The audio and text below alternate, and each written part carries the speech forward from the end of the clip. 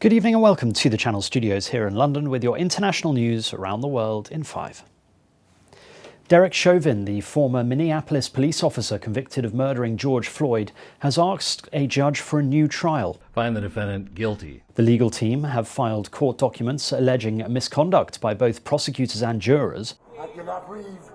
Chauvin, who was captured on video kneeling on Mr. Floyd's neck for more than 9 minutes, was found guilty of murder and manslaughter. His lawyer says his client was deprived of a fair trial.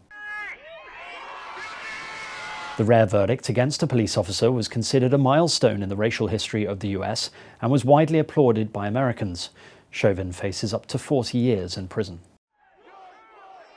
India has accounted for nearly half of the coronavirus cases reported worldwide last week and 1 in 4 of the deaths.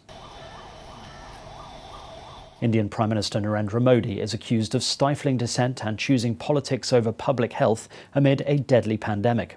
He was also called a super spreader by the Vice President of the Indian Medical Association as he pressed ahead with a densely packed campaign rally. Meanwhile, as India's healthcare system is on the verge of collapse, doctors are forced to decide who will live and who will die when patients come to the hospitals gasping for breath. In the capital, fewer than 20 of more than 5,000 ICU beds are free at any one time. Patients are dying on the streets or at home. Crematoriums work round the clock, throwing up plumes of smoke as the bodies of victims arrive every few minutes.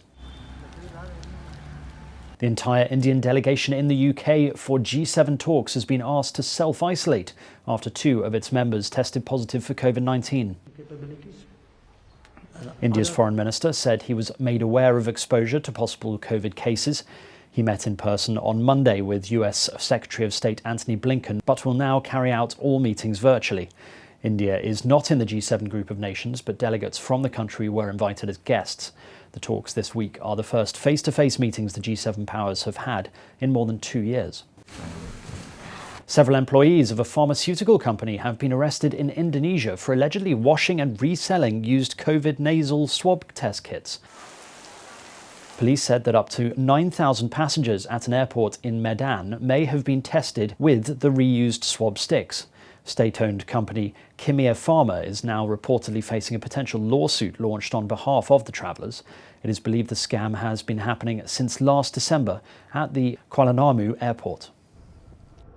Syrian air defences have brought down several Israeli missiles during pre-dawn raids on the Mediterranean port city of Latakia. The Syrian army said aerial strikes soon after 2 a.m. hit several areas along the southwest coast of the city. 1 civilian was killed and 6 injured in one of the strikes as it hit a civilian plastics factory in the city. Israel has escalated in recent months a so-called shadow war against Iranian-linked targets inside Syria.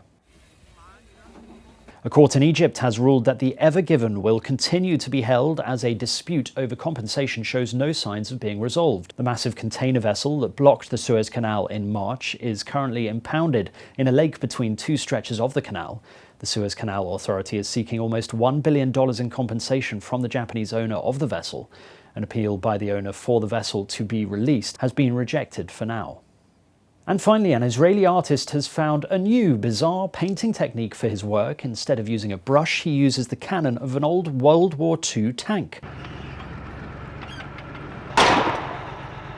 This former Israeli army sniper has turned his hand to action painting, but with live fire ranges as studios and guns instead of brushes to blast colours into abstract patterns.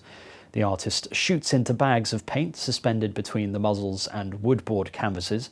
Amid the resulting splashes and holes, he intersperses letters in Hebrew, English and Russian. 20 of the unusual works have sold at between $5,000 and $10,000 apiece. And that's your international news around the world in 5. Now back to the Channel Studios in Lagos.